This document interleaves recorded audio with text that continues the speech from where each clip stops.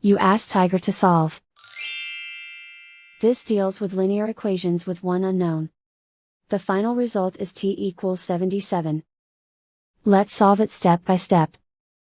Group all constants on the right side of the equation. Subtract 6 from both sides. Simplify the arithmetic.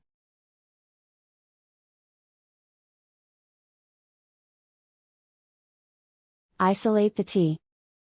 Multiply both sides by 7.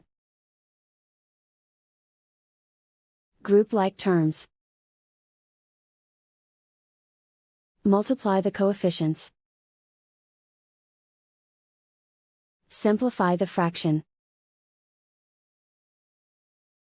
Simplify the arithmetic.